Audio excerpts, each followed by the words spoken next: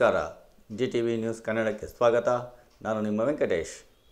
ಮಾಗಡಿಯ ತಾಲೂಕು ಕಚೇರಿಯಲ್ಲಿ ತಾಲೂಕು ಆಡಳಿತದ ವತಿಯಿಂದ ತಹಶೀಲ್ದಾರ್ ಶರತ್ ಕುಮಾರ್ ಅವರ ನೇತೃತ್ವದಲ್ಲಿ ಸರ್ವಜ್ಞ ಜಯಂತಿ ಪ್ರಯುಕ್ತ ಸರ್ವಜ್ಞನ ಭಾವಚಿತ್ರಕ್ಕೆ ಪೂಜೆಯನ್ನು ಸಲ್ಲಿಸಿ ಪುಷ್ಪಾರ್ಚನೆ ಮಾಡುವುದರ ಮೂಲಕ ಸರ್ವಜ್ಞ ಜಯಂತಿಯನ್ನು ಆಚರಿಸಲಾಯಿತು. ಈ ಸಂದರ್ಭದಲ್ಲಿ ಶಾಸಕ ಎಚ್ ಸಿ ಬಾಲಕೃಷ್ಣ ಅವರು ಮಾತನಾಡುತ್ತಾ, ಮಾಗಡಿ ಪಟ್ಟಣದ ಯಾವುದಾದರೂ ಒಂದು ವೃತ್ತಕ್ಕೆ ಸರ್ವಜ್ಞನ ಹೆಸರನ್ನು ಹಾಗೂ ಪುತ್ಥಳಿಯನ್ನು ನಿರ್ಮಿಸುವ ಭರವಸೆಯನ್ನು ನೀಡಿದರು. ಈ ಕಾರ್ಯಕ್ರಮದಲ್ಲಿ ಶಾಸಕ ಎಚ್ ಸಿ ಬಾಲಕೃಷ್ಣ, ತಾಲೂಕು ಕುಂಬಾರ ಸಂಘದ ಅಧ್ಯಕ್ಷ ವೆಂಕಟೇಶಯ್ಯ ಹಾಗೂ ಇನ್ನೂ ಅನೇಕ ಸಮಾಜದ ಬಂಧುಗಳು ಹಾಜರಿದ್ದರು.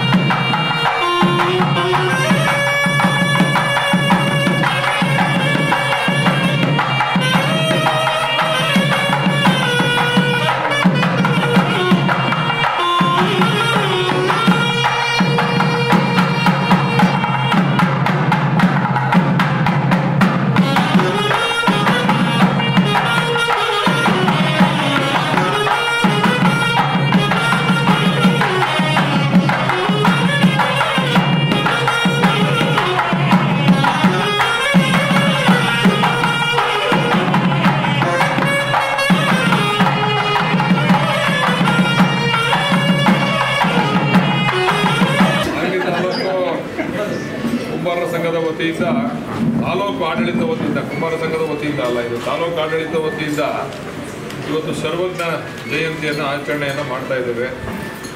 ಸರ್ವಜ್ಞ ಅಂದರೆ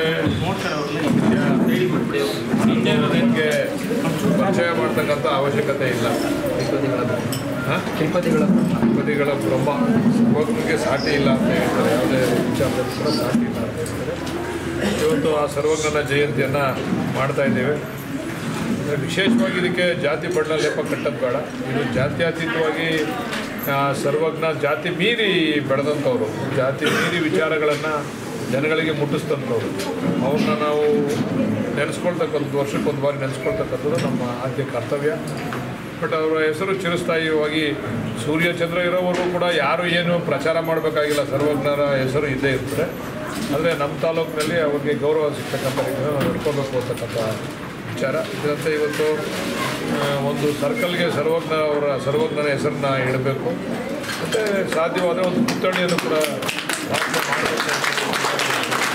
ಮತ್ತು ನಮ್ಮ ವೆಂಕಟೇಶ್ ಅವರು, ನಮ್ಮ ಎಲ್ಲ ಯುವಕ ಮಿತ್ರರು ಸೇರಿ ಬರೀ ಒಂದು ಸಾಂಕೇತಿಕವಾಗಿ ಒಂದು ಅವರ ಹುಟ್ಟುಹಬ್ಬವನ್ನು ಆಚರಣೆ ಮಾಡ್ತಾ ಇದ್ದಾರೆ, ಜಯಂತಿಯನ್ನು ಆಚರಣೆ ಮಾಡ್ತಾ ಇದ್ದಾರೆ. ಮುಂದಿನ ದಿವಸದಲ್ಲಿ ವಿಭಿನ್ನ ರೀತಿಯಲ್ಲಿ ಇದನ್ನು ಆಚರಣೆ ಮಾಡಬೇಕು ಅಂತಕ್ಕಂಥದ್ದನ್ನು ನನಗೆ ಒಂದು ತಿಂಗಳು ಮುಂಚೆ ಬಂದು ನನಗೆ ವಿಚಾರ ತಿಳಿಸ್ಬೇಕು ನೀವು.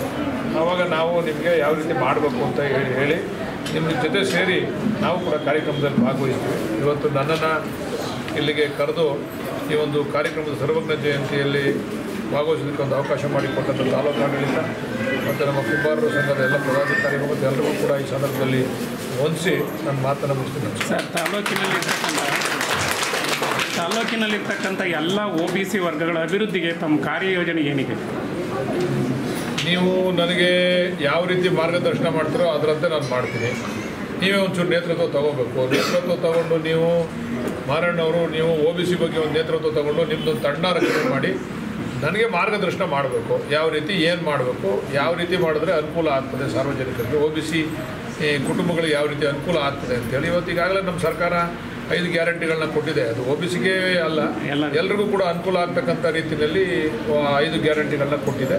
ನೀವು ಮುಂದಿನ ದಿವಸದಲ್ಲಿ ಈ ರೀತಿ ಒಂದು ನೀಲಿನಕ್ಷೆಯನ್ನು ತಯಾರು ಮಾಡಿ ನಮ್ಮ ಹತ್ರ ಚರ್ಚೆ ಮಾಡಿ ಈ ರೀತಿ ಮಾಡಿದ್ರೆ ಅನುಕೂಲ ಆಗ್ತದೆ ಅಂದರೆ ನಿಮ್ಮ ಮಾರ್ಗದರ್ಶನದಂತೆ ನಾವು ಕೂಡ ಮಾಡಲಿಕ್ಕೆ ತಯಾರಿದ್ದೀವಿ. ಈಗ ನಾವು ನಮ್ಮ ಜನಾಂಗದ ಒಂದು ಅರವಣಿಕೆ ಮಾಡೋಕೆ ಒಂದು ಸೈಟ್ ಕೊಡಿಸ್ಬಿಡಿ, ಅದೇನೋ ಇದು ಮಾಡ್ಕೊಂತೀವಿ, ಅದೊಂದು ಮಾಡಿಸಿ ಒಂದು ಸೈಟ್ ಕೊಡಿಸ್ಬಿಡಿ, ಒಂದು ಏನೋ ಒಂದು ಬಿಲ್ಡಿಂಗ್ ಕಟ್ಕೊಂತೀವಿ, ಅದಕ್ಕೆ ಆ ಸೈಟ್ ಕೇಳ್ಕೊಂತ ಇದ್ದೀವಿ ಅಷ್ಟೇ. ಅವತ್ತು ಹೇಳಿದ್ರೆ ನಮ್ಗೆ ಇದು ಮಾಡಲಿಲ್ಲ. ಈಗ ಜನಗಳಿಗೆ ಹೋಗಿ ಕೇಳಿದ್ರೆ ಫಲಾನ ಏನು ಮಾಡ್ತೀವಿ ಹೇಳಿದ್ರು ಕೊಟ್ಟರೆ ವೆಂಕಟೇಶ್ ಅಣ್ಣ ನಮ್ಮ ಹತ್ರ ಸರಿಯಾಗಿ ಬರ್ತಿರ್ಲಿಲ್ವಲ್ಲ,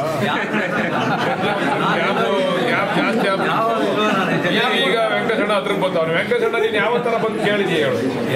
ಈಗ ಹೋದ್ ಸರಿ ಮೀಟಿಂಗ್ ಹೇಳ್ಬಿಟ್ಟು ಈ ಜಯಂತಿ ಕೇಳ್ಬಿಟ್ಟು ಈ ಜಯಂತಿ ಕೇಳ್ತಿದ್ಯಾ? ಮಧ್ಯದಲ್ಲಿ ಯಾವಾಗಾರ ಬಂದು ಈಗ ಏನ್ ಮಾಡ್ಬೇಕು ಚರ್ಚೆ ಮಾಡಿದ್ಯಾ?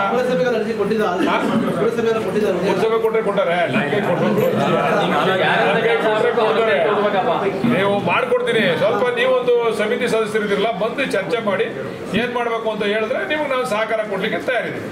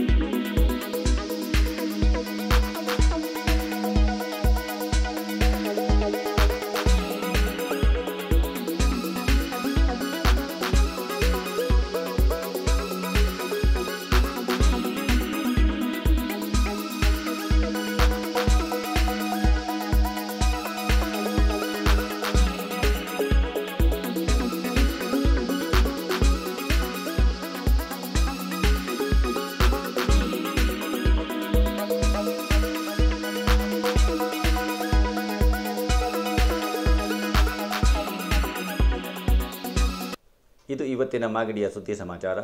ನಿರಂತರ ಸುದ್ದಿ ಸಮಾಚಾರಕ್ಕೆ ವೀಕ್ಷಿಸಿ ನಿಮ್ಮ GTV ನ್ಯೂಸ್ ಕನ್ನಡವನ್ನು. ವಂದನೆಗಳು.